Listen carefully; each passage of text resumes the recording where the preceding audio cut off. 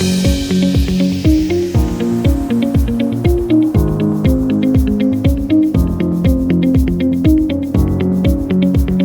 evening, everyone, and welcome to the new session of Leadership Lecture Series at IIT Madras.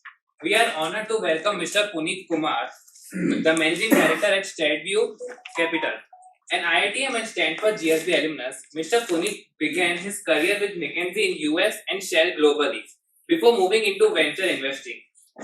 Over the past decade, he has led more than $600 million in growth investments and generated exits exceeding $700 million with a portfolio including Nykaa, Zomato, Dream11, Freshworks, Lenskart, Zwork, and more. Today, Mr. Puneet will speak about from consulting to venture capital, building life frameworks for the AI native future. He will share insights from his diverse journey across consulting, global corporate growth, and venture investing, along with decision-making frameworks and reflections on navigating careers in an AI-driven world. Before starting the lecture, I would like to welcome Ms. Sujata, AVP of Office of Institutional Management, to hand over a memento to Mr. Puneet Kumar.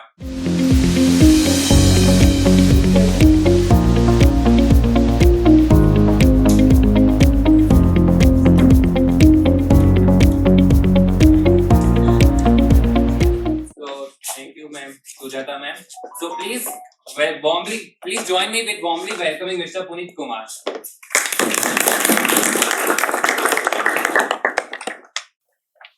Thank you, everyone. I think I was sitting in these chairs a little bit long ago, but not too long ago. I think, honestly, I always wanted to do this mostly because this is a way for me to give back. A lot of people have helped me in my journey, and I always think that, hey, if I could tell from my experience what I would do if I was in your shoes 15 years ago or like today, what would that be? And so today's talk will mostly revolve around, and we'll keep enough time for question and answers, and I really want to make it more interactive than a monologue. But what I will talk about is maybe like, in the flight today, this morning, I wrote down like 10 things or 10 advices which I generally give to young people. And I would think that if somebody had told me earlier, it would have helped me. So we'll focus, my conversation will be all around that. But after that, anybody can ask me any questions related to career or life or anything. I think I have one of my classmates, Amrutash, so he'll be able to attest to few things which I will talk about, because my IIT life was very different, and I was not the cool kid at all. I was actually like the random kid in IIT, but I've been very fortunate in over the years in building an interesting career and an interesting life journey. And so we'll talk about basically 10 lessons from my journey, and a lot of them will be very tangible and tactical, because I think if I give very high level gyan, you can't really apply that to your lives. So I have at least tried to keep at least half the lessons are very tangible, that you can actually apply and start doing some of those things. And I wish I had known those things before entering my journey.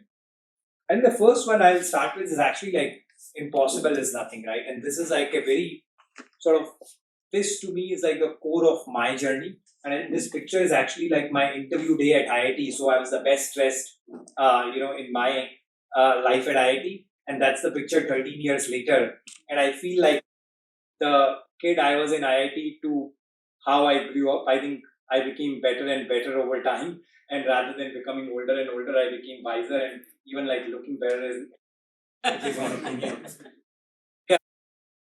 And this is, I think it goes back to, and I wanted to just share my story, because I'm sure, and it's less to do with my story, but it's more to tell you that, hey, maybe you will relate to that story and maybe you can do things better. And so I grew up in a small village, in Rajasthan, right next to the India-Pakistan border, 5 kilometers from the border, 10,000 people in that village. And it's a very different life. And take that 30 years ago, the biggest struggles we had were we didn't have much electricity in that village. We used to have like 6-hour electricity cut every day. And I didn't know much about IIT. My parents' generation, my father's generation, we are traditional Marwadis.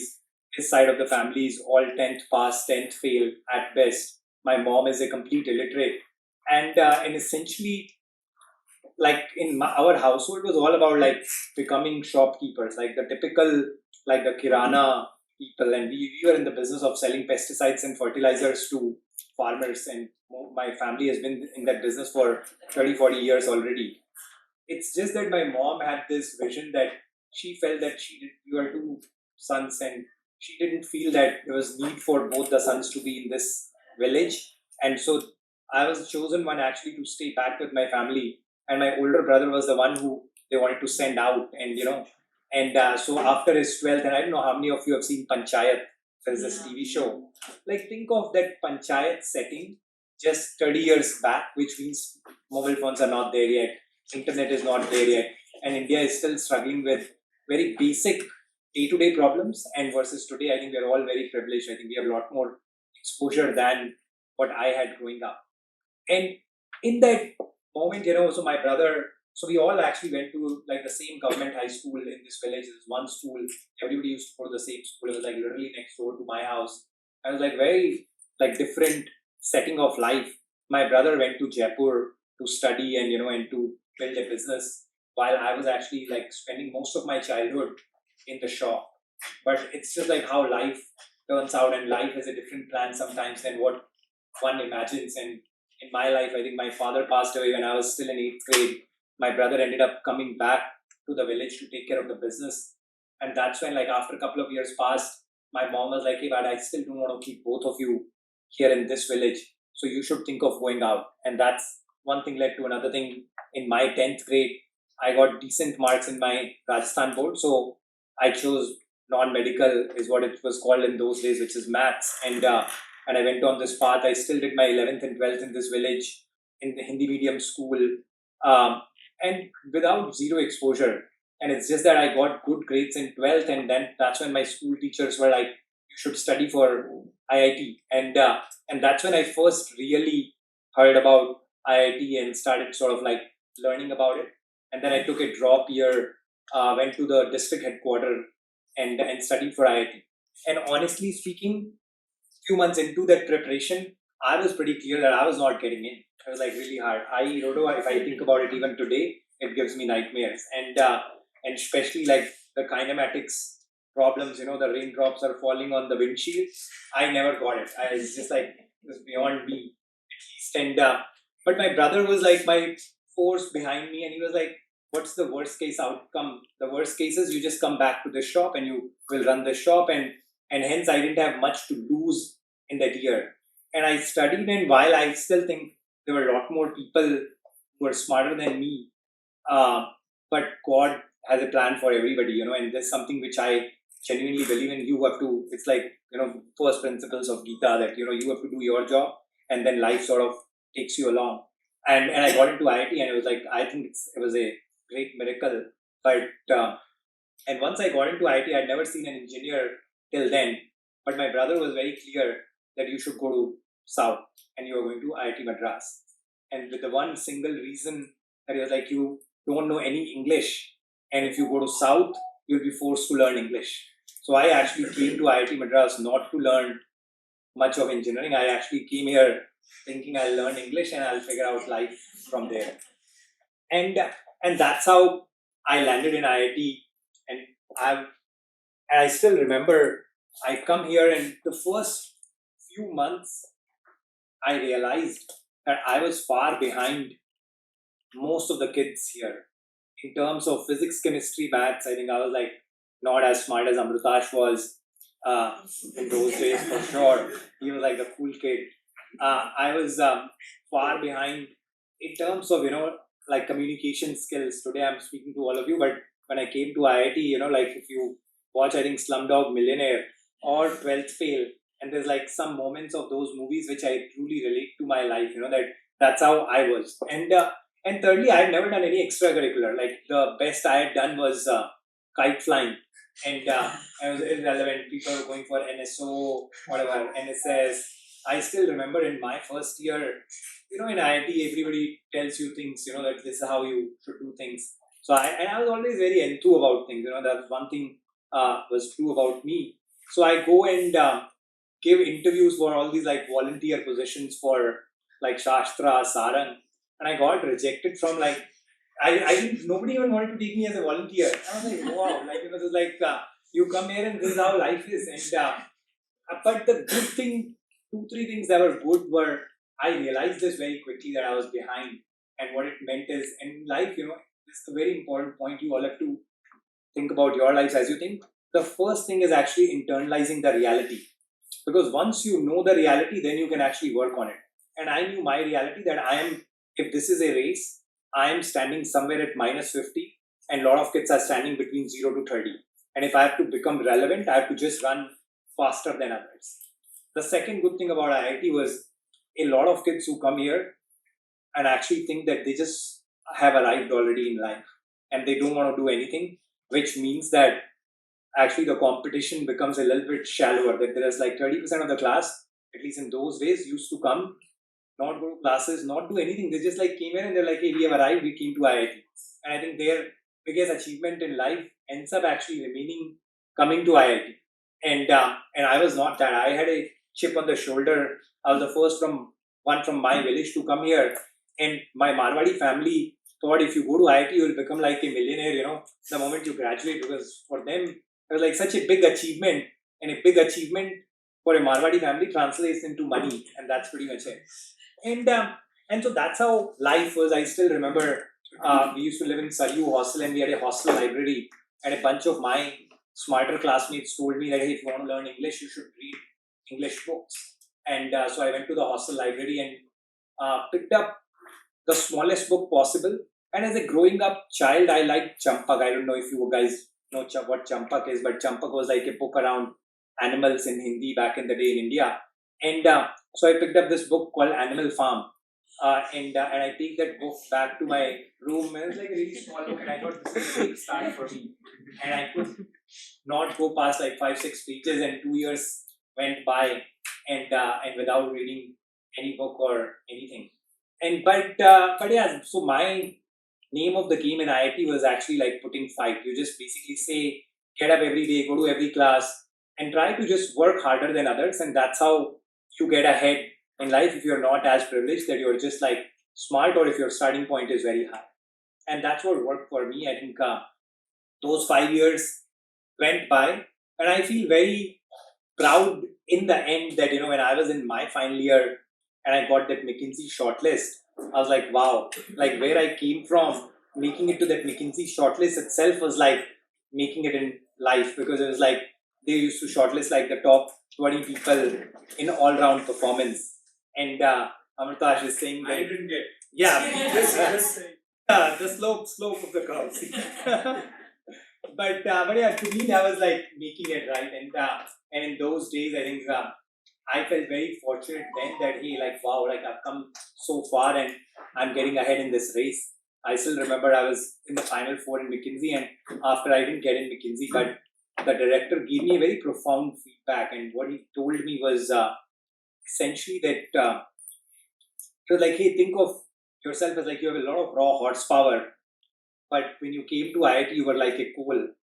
Today, maybe you're like a rough diamond, but if you basically want to find your worth, you really need to find polish. And to me, I think my next phase of life ended up gaining that polish and essentially like optimizing a lot of things. And again, right, in India, I think the good is that once somebody tells us a formula, and if we are well intended, we can actually figure out, back solve that, and figure out that how do you get that polish. So in those days, I then kept the dream that hey, I wanted to go to a US business school, and because that will be the ultimate polish for me, who was like pretty rough, in IIT. Every time I got into a discussion and with my wingmates, it'll feel like I'm fighting with them, because it's just like the way you're not meant to be. Like again, I was not trained to have like civilized discussions with people, and yeah, so IIT, I graduated at that time. I got into Shell, and Shell was, I think, we used to call it jokingly like mother. But for my life, I call like my first phase of life was like nothing happened for first 17 years. The next 5 years was a very formative phase, and I call it the catch-up phase. The next phase of Shell was actually moving ahead. And what it meant for me is like there were like 45 different IIT kids who joined all together at Shell. And but even from day one, I was actually like now because I started at the same level as all of them, but I was running already faster. So in 6 months itself, I was like far ahead of most of those kids.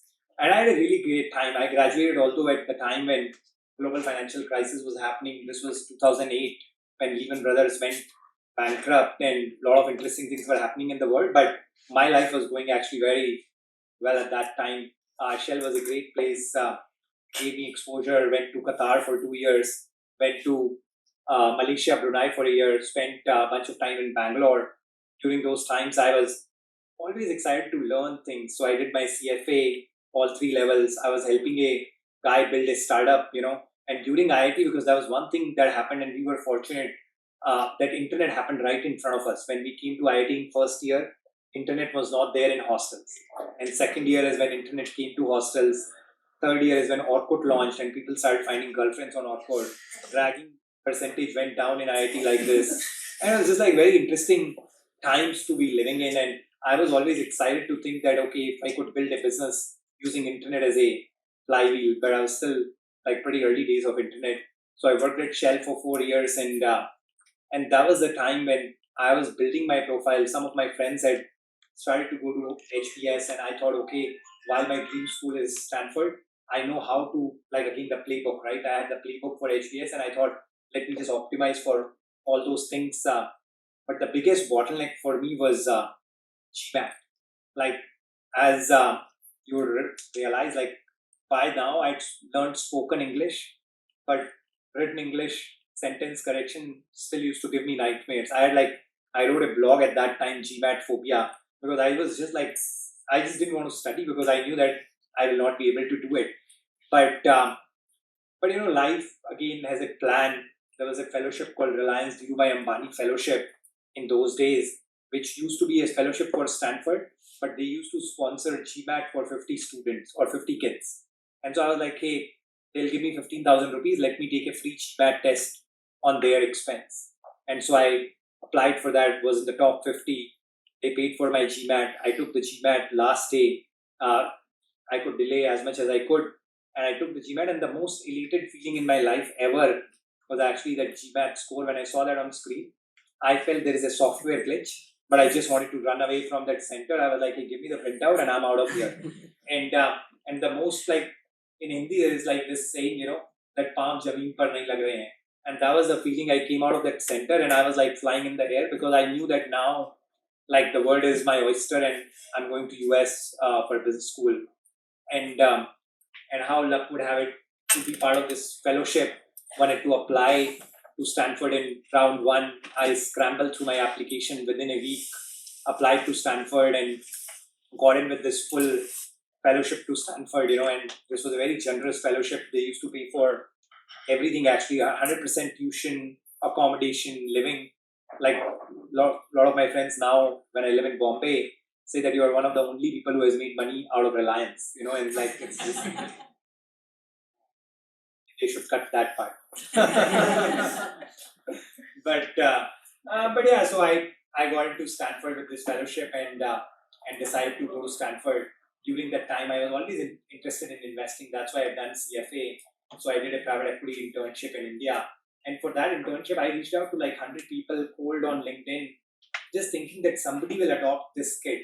And I think, and somebody actually eventually did. And I went to work for him, and essentially good things happened. But when I went to Stanford, the biggest difference for me was the kid who came to IIT was super underconfident, and didn't know what he was doing. At Stanford, I was like the Amritash. I was like, hey, I'm now going to have a lot of, like, I'm just going to be a cool kid. I'll basically be good at everything. Life is going to be great. And that's exactly what happened. Stanford was very interesting experience, very different from IIT. Like in IIT, I was like the low-key guy. Stanford, I was like the loud guy. Everybody knew who I was. I was the popular kid there. And things worked out really well. During that time, I spent a lot of time always thinking about two things: investing or building businesses. These are the two themes of my life. But when I was graduating from Stanford, my family was going through some tough times. So I ended up taking a job that was globally relevant. I wanted to move back to India anyway. So I joined McKinsey, and life comes full circle sometimes, like McKinsey guy gave me that advice for college. I ended up going to McKinsey.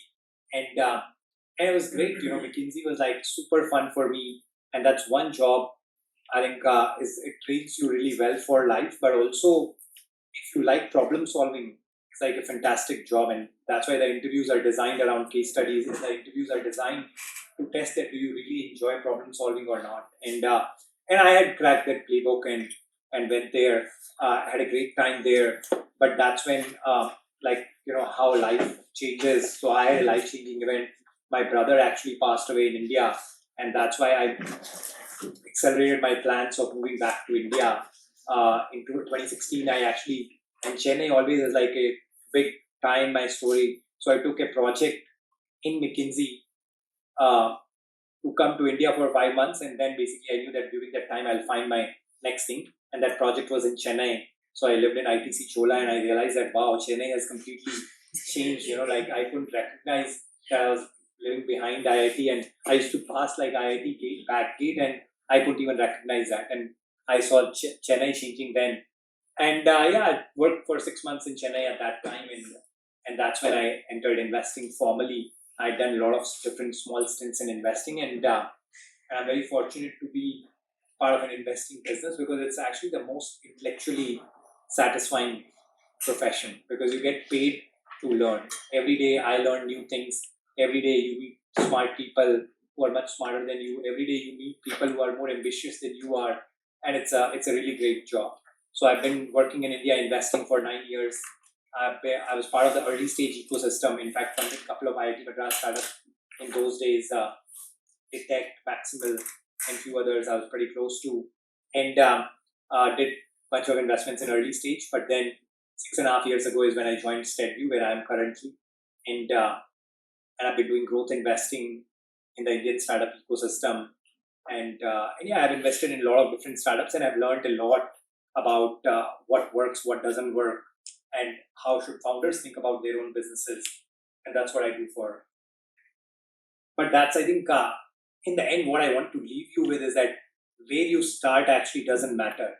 It's all about your ambition and your ability to go for that ambition. And that's what gives you that, everybody has wings. We just need to explore them, and we just need to let ourselves fly. But the second advice is actually building skills. This one is I'm actually a little bit recap, but this is what I think a lot about. That essentially in your early days, the key thing in life is actually building skills. And a skill can be problem solving, a skill can be coding, a skill can be sales, a skill can be marketing. I'm sure ChatGPT can give you all the skills that are out there. But in the early days of your career, if you focus on building skills, it really helps you make a great career because later stage of your life, you'll be able to monetize those skills better. So this is more of a career advice that, find careers, find things that will help you build skills over compensation, over anything. Because if you build great skills, you will actually find a lot of value later on in life. Third is reach out and be willing to ask, reach out is actually the most underrated thing in life. That essentially and you don't never need to feel bad. As a student, you have zero thing to lose. So if you want to connect with somebody, if you want to learn something, if you want to basically do something, just actually spam the world. And there will be and when you are radiating that positive energy, somebody will catch that energy, and your path, you find a path. And that's what has happened to me. Most of my jobs were sheer luck, and sheer serendipity. And I would encourage all of you to do the same. That essentially, when you want to do something, just go all out and don't be fearful of asking, because if you ask for help, somebody will help. Thing is find product market fit. And this is something, which I always think a lot about, and you should all think and introspect about. And what I mean by that is essentially in life, I always think of this analogy that hard work can make you, in the cricket parlance, maybe Gautam Gambhir. But if you have hard work and a knack for the sport, only then you can be Sachin. And I always keep thinking that, hey, how do I find things where I can be the Federer or the Sachin? What that means is when you are at your 90 percentile effort, you are in the top 1 percentile. And when you give your best, you will create legacy. And I would say in life, you should always try to find things where you have that natural instinct, natural knack. And if you combine that with hard work, that's when magic happens. And at least I'm saying, like, whether, again, not all of us will be Sachin, not I will be Sachin ever, but the intention is to keep finding things where you're naturally good at. Because if you find those things and you couple that with hard work, it takes you much farther. The next one is ride waves. And this is, I think, super important and probably the most important. And next couple of advices will all be related to this. And what I mean by that is, like, in surfing, if you watch surfers surf, if it's a still water, a great surfer will also sink. But if there is a big wave, an okay surfer will also look great. And so in life, you have to keep thinking of where is that tailwind, the natural tailwind, or the natural, like, where is the gravity pulling the world? Like today, one natural tailwind is AI. Like all of us, I'm sure you guys are thinking a lot more about it than I am. But that's a natural tailwind, and it's such a big wave. So think about how can you be part of a wave. Or the second wave could be India manufacturing. The third wave could be India defense. Like, think of, like, what are the waves that are playing out in front of you? Because there are some times when there are no waves and you just have to just like lay low and be on the shore and just keep building your skills.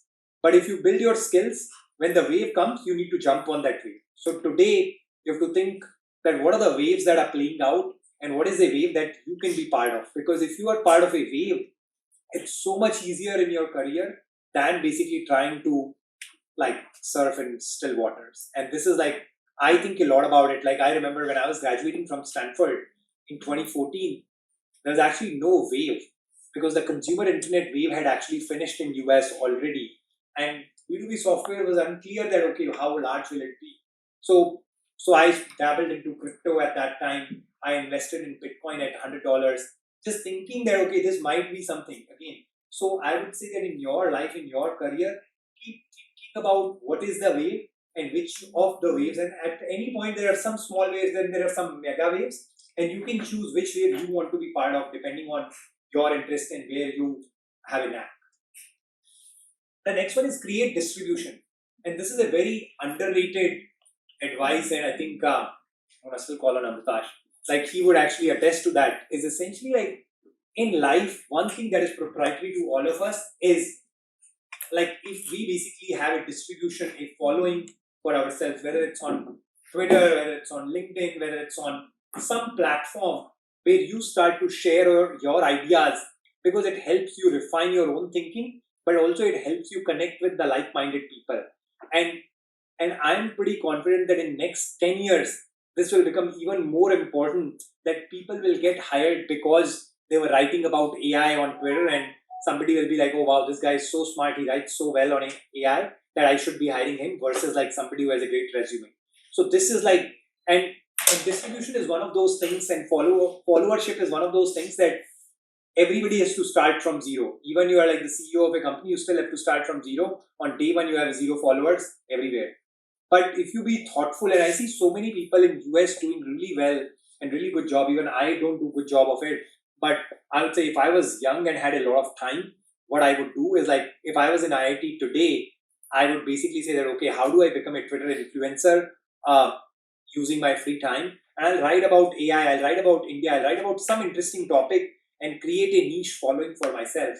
And because that is super important in careers later on. Understand risk reward. I think most people find it hard to contextualize risk reward. Ultimately, rewards are broadly correlated with the risk you take.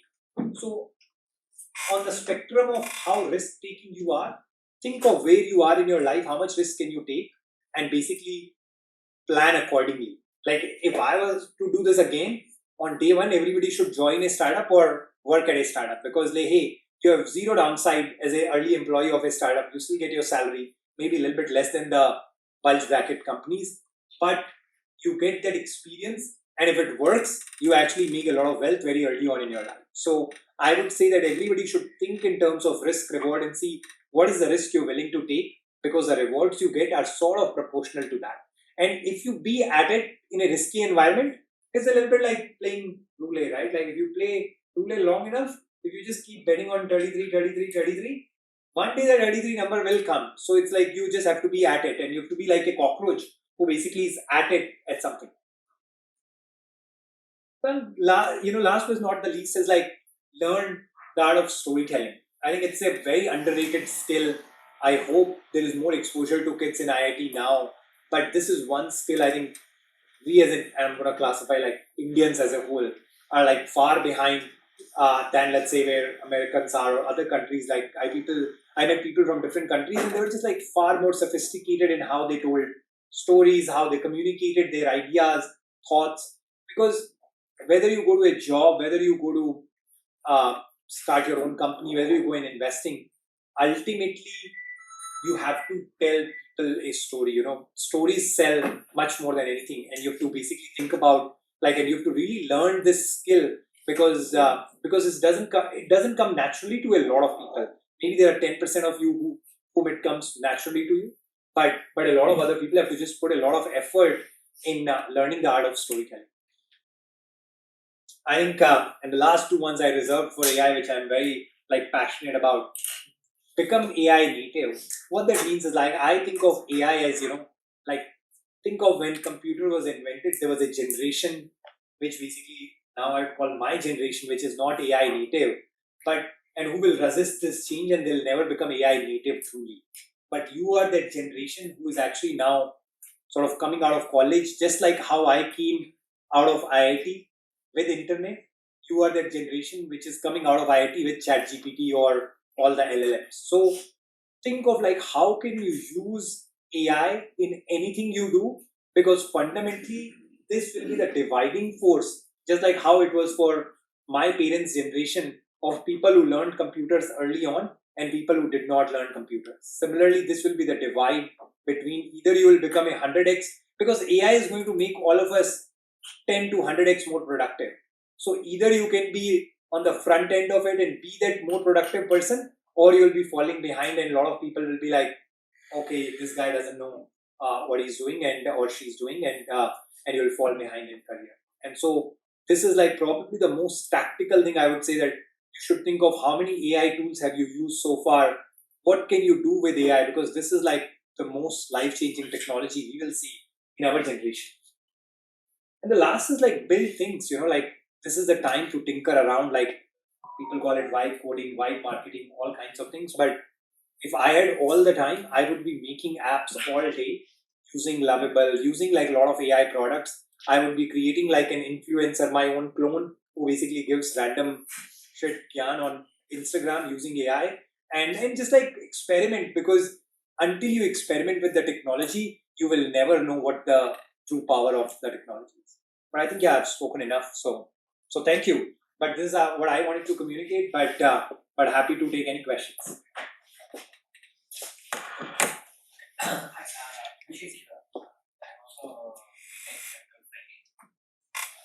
My question was, to what level did your parents have an influence on the decisions you made while you were at campus? Go to this activity, that activity, this intern, that intern, or which company they joined, or do they have no idea? They had no idea, man. Like honestly, even when I worked at Shell, half my relatives, including my mom, thought I used to work at Sale, because like honestly, they had zero idea. Nobody had any influence at all. Like I take full responsibility of all my actions, because like they actually just were from a different world altogether. So they never interfered, at least in my like. I came to IIT and they were like, "Yeah, you figure it out, and now you make money and make all of us rich." Yeah.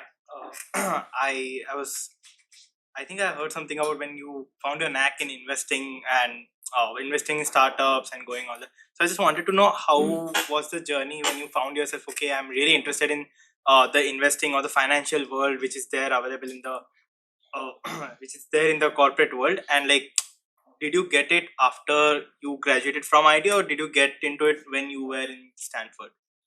I honestly did a lot of experimentation in my life. Like I worked like if I think of my career, right, I worked at a large MNC, I worked in consulting, and I worked in investment, which is like broadly capturing like a reasonably large ground. But I think some people find their calling much early in life. I did not find my calling until much later. So I found that I was interested in investing only like when I was at Stanford, a little bit before, but I was still not like, I never thought I wanted to be an investor. I liked investing as a hobby, but I never thought I will be a career investor. Even today, a lot of my friends will say that I'm better suited as an entrepreneur than actually an investor. But it's a choice I made and then I stuck to it. Thank you so much. There is an increasing consensus being formed that within the next 2 or 3 years, we might see a 5% startup reach up to $100 million valuations based on the labor arbitrage that AI is able to perform. Uh, which places or areas or industries do you feel like a 5% startup can cause a disruption? Because I imagine something like Shell is unlikely to be disrupted by a 5% startup. However, a social media platform or a digital distribution platform is more likely to be disrupted by a 5% startup team. So 100%, people don't actually think of 100 million valuation. Mhm. People think that actually there'll be a solo person company that'll do 100 million revenue. Oh, I think so. The ambition people have with AI is actually far higher than that, and I think it will be in all kinds of things, man. I think like I would say actually like Lovable is a good example. Like somebody built that tool where people can build websites, yeah. and now I think this is doing already 100 million revenue. And I think they might have like 30 employees. So think of it like essentially we're in the wild west, and the word is like you have to really think unconstrained. Don't think of the like I'll go back to the computer analogy I gave for AI. Like in the early days, people thought computers were a faster calculator, and that's how like people thought of computers. But this is not a calculator. This is actually like far beyond that. So similarly, what's going to happen with AI is that people will find newer problems to solve or newer things that we can't even imagine today. And that's why I would say like, and this is the unfortunate thing for me is like I'm too old to be thinking super unconstrained because I have like a lot of baggage of the last 20 years. But you all have the advantage of being fresh. And what that means is like you can really think unconstrained. So think of problems that nobody has solved, and but AI might help you solve that. So all kinds of things will come. Like it could be even AI assistants, right? Like essentially an assistant that books travels for everybody, and that's like one person startup. Somebody made an agent who's super efficient, and people are using that product. Could I just add to that question? Okay. What are your thoughts on AI in government? Because hypothetically speaking, a lot of government work could be automated, although they would be one of the last people to adopt it. And that will happen, right? Like it happens, every industry will go through like an adoption curve. I think in government, AI is important, but it will take time. Yeah. Like it's the same thing, right? It happened with every technology. Like government was not the first one to adopt internet and technology also, but that's okay. Like this transformation will play out for the next 30 years over your working life. So you have to pick that, okay, what can I do today and how to be part of this 30-year wave? Right. So just to position yourself so that if Absolutely. you see that wave coming, you're able to ride it. Absolutely. Sir, you have talked about the waves which like we have to ride on. So I would like to know about the extent of the wave, like how mature this AI wave is, and what are the waves which is in the ocean, like they are forming for the next 30 years or so. See, honestly, if I knew exact answer to that question, life would be great, right? Like, but the reality is, I think like the waves are there. Like AI seems like a real wave. Again, 5 years later, if it dies down, who knows, right? Nobody can predict. Like when a wave is far, it always looks great. As it keeps coming closer, it might die down. So, but today I would say like AI looks like a real wave. Similarly, India manufacturing looks like a real wave. India defense and deep tech looks like a real wave. Now, which wave will be how big, it's very hard. And that people also get wrong all the time, right? Like people thought crypto was a massive wave, right? But the real applications of crypto have been far smaller than what people imagine. So some waves but that'll happen. So you have to think of a wave today that you think is probably largest, go for it. And then honestly, like maybe okay, 4 years later you have to change that. That's also okay, and it's not like life destroying, because you will still be building skills, you'll still be doing things. But if you pick that wave early and that wave is the biggest wave, then you become hero very quickly. Yeah. Actually, no.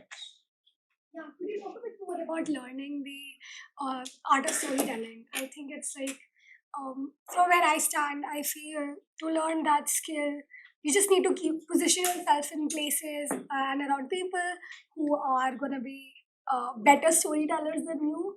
But otherwise, how do I like? Honestly, the do biggest this part skill? of that storytelling is actually like you just need to actually listen to a lot of great storytellers, because then you know that okay, how do other people tell great stories, and then you need to start imbibing and creating your own style.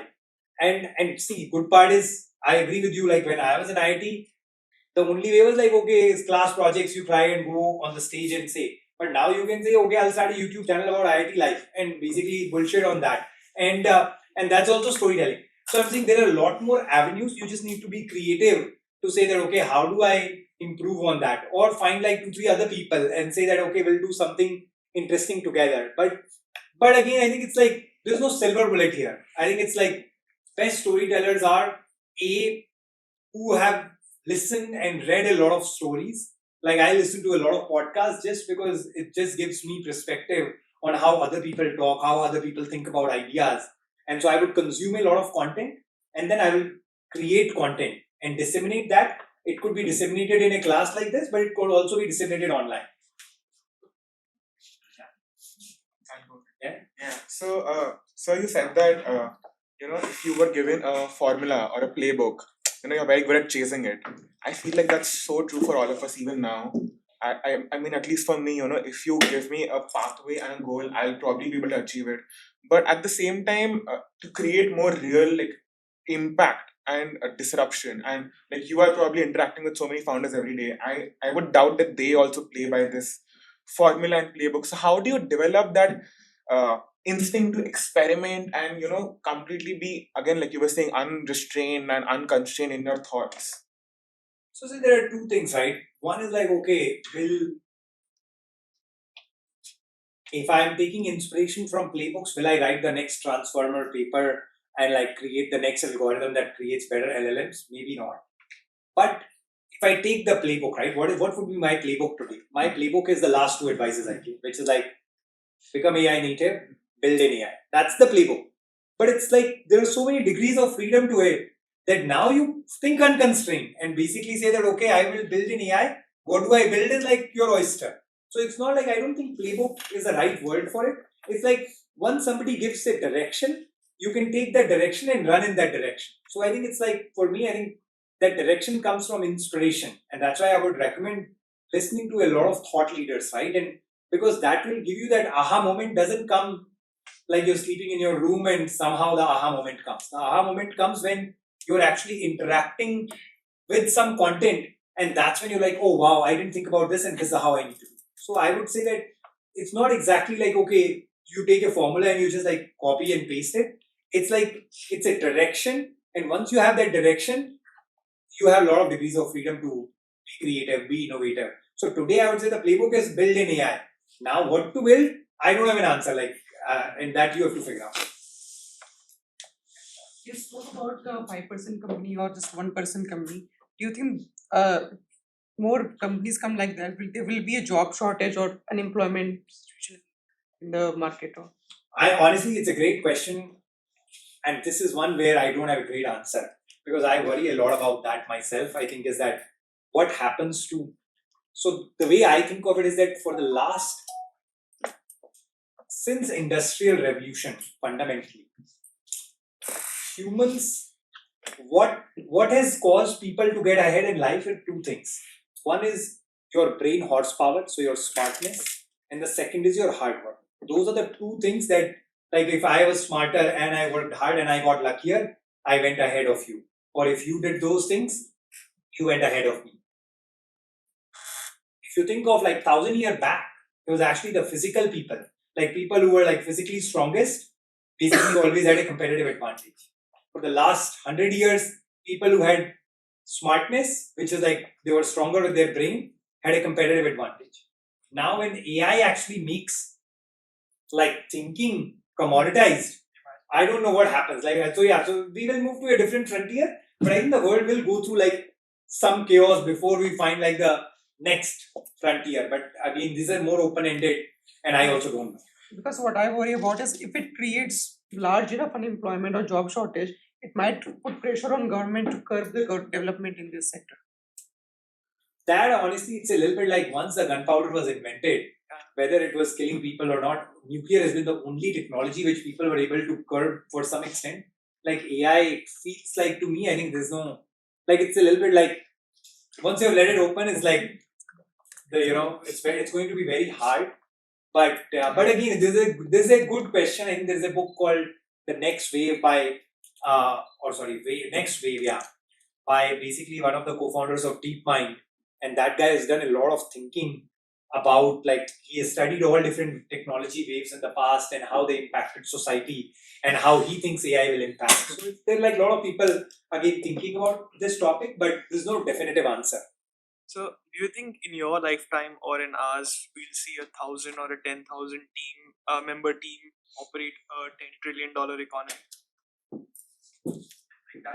I think so. I think so. I think 1,000 people team, $10 trillion economy. like just read sci-fi, man. I think a lot of those sci-fi things will come true in our lifetime. Unfortunately. One question.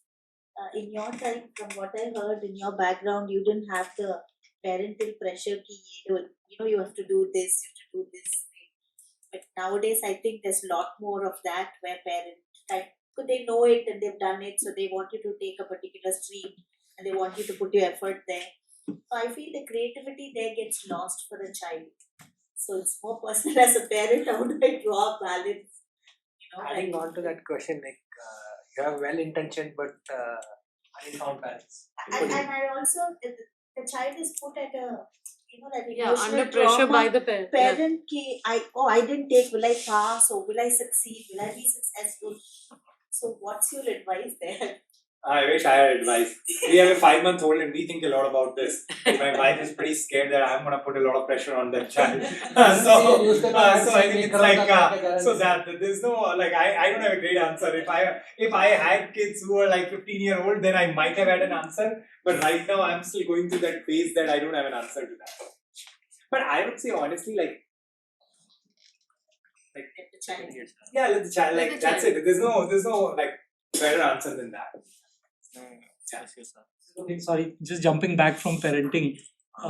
We know how disruptive AI is. Almost every industry, McKinsey, their own LLM, 100 years of consulting, try and sort of they sense disruption coming, so they try to do it themselves. If you could take an example from your own industry, because investing seems to be going through that bit of a disruption as well. So what's coming as a wave when you think about investing? What models getting built? And how do you sense this industry changing shape in the next 3 to 5 years? See, actually, private company investing is not really evolving because of AI. Because it's a lot about actually like taking a judgment call on the person. So what's changing in our industry is actually how sourcing happens. That that has become very, very data driven. You can have like a lot of crawlers, a lot of different things, so that you get to know when a company is getting started, when a company is getting some traction. But the investment judgment actually is a lot of instinct along with data. And hence, so far I haven't seen too much pressure there. But public market investing will change. Like people are already saying that, okay, they created a strategy using LLMs and that's outperforming the index, this, that. We'll see, but that I think has always changed. Like there are a lot of quant funds today also, which obviously are the biggest paymasters in IITs to essentially, so that will keep on evolving. But I would say fundamental private investing will not change because there's a lot of human element to it.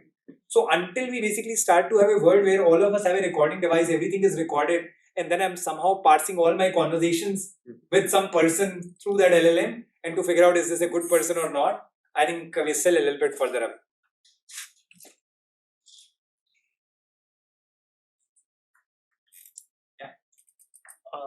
Sir, there is you talked about risk and reward.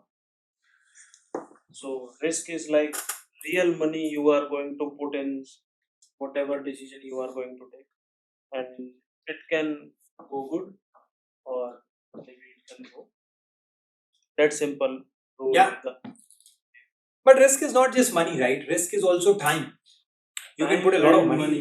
You can put time also into something, or opportunity cost, however you want to define it. Supposedly someone has, like, for someone the money is more important than time, that he doesn't have that much of money. Sure. Okay, and like he is having 25 lakh rupees. Okay, and time it takes to start the startup or whatever he can do is like 1 year. So 25 lakh rupees is actually a very big amount of money for Yeah. guys. Like after we are doing batch, the degree has been completed and whatever. So when you take that decision, there is like and the decision goes good. Okay, and you now start earning money, and then the monthly process, like you achieve your goals, the money comes in, then you again do this, again do this. So after some part of the time I've seen that people get bored, like because it is not really easy to invest in something else because there are so many ideas. Okay, like if I am earning like okay amount of money, and now I have some money to invest in some other thing, but it is not really an easy job. Okay, I'm not talking about like investing in Zepto, investing in something like whatever I am doing in my business, I have to invest in that only. Yeah. Okay, and that same field I'm also not like liking that I want to invest in the, I want to like grow grow grow my business, grow, like invest in technology, and that part is also going to take so much amount of money. So is it okay to do by like slowly you will do it and you can attain it, or I will like running and going for loans and like there are so many products which China manufacture, Indians don't manufacture. I know some of their parts take a, like the competitive advantage they have, but we have also Indian market advantage. So I am talking about like I can also go slowly, and I also can take risk, and now I have take risk means I can take loans and ODs and other things there they can give.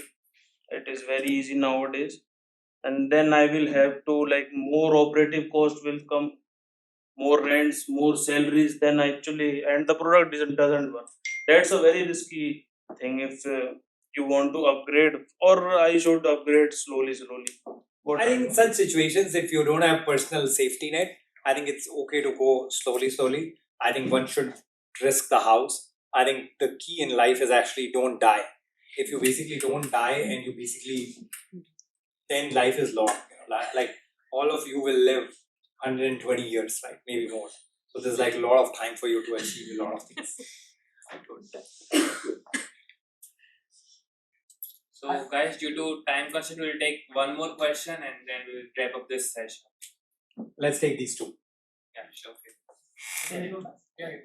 I just wish to know, like, over the last decade or so, something like that, how do you think the skills that are required, especially in the consulting or basically investment sector in which you are right now, have kind of transitioned over the time? Like, what do you think so, in terms of the technical or the hardcore skills which a person should have? See, honestly, consulting and investing both will actually become more AI native. So last 10 years, they have not changed too much because there was no big disruption that happened. Like the last disruption happened was internet that happened like literally 90s. So last 30 years have been almost steady state to some extent. But now next 10 years, I would assume that people who will adopt AI a lot more natively will be ahead. And I'm worried that my analysts will probably do much better job in 5 years time than I can because I am not adopting AI enough. And so like again, I think skill changes happen along with technology disruptions, and right now we are in the disruption phase. Last 10 years was actually very steady, like nothing changed actually. Hello? Yeah, last question. Yeah, You were looking since for. I'm a student, my questions will largely be focused on like, Could your you type campus on life. earlier? I just went through your LinkedIn profile and I saw that you happen to be some teams, relation team, transfers, or you even went on a semester exchange. Yeah. So my question was like, when you came in, I'm assuming you probably didn't know anybody before coming to IIT. That's right. And then how did you actually end up picking these opportunities? And you said you got rejected from a lot of applications. Yeah, I How still did all these things? So I still remember that I was basically every volunteer interview I went for, see, and I was not trying to do something fancy. Volunteers used to get those food coupons. I was like, "Arey, free food in Shastra Sarang," and you start to be relevant, and you start to meet people. It was not like I had some grand plan when I was like going for those. But nobody took me. And I was like, "Arey, okay, I'm in dual degree." So second year I was volunteer in like Sarang. But that's how life is. But that's okay. Who cares, And like, but I was like, okay, ठीक है, धीरे-धीरे you keep building. So to me, I think it was not like I had like some very well thought out and structured plan during IIT. It was all that, okay, whatever comes my way, I'll try to take that, and if I'm passionate about something, I'll put effort there. That's pretty much it. Like I didn't have a playbook, or it was like a very like random motion. And a lot of things you do in that random motion are also irrelevant. So now I can go tell people that okay, CFA is completely useless, don't do it, because because now I have the benefit of the hindsight to say that okay, it was like in my random motion I did a lot of things, but only like 20% of them were truly productive, 80% of them were random and didn't have any use. Now I tell people those 80% are bad, but in your own journey, now my hope is that hey, out of rather than 20% being productive, maybe 40% are productive, but 60% will still be random in everybody's journey. So yeah, awesome. Thank you.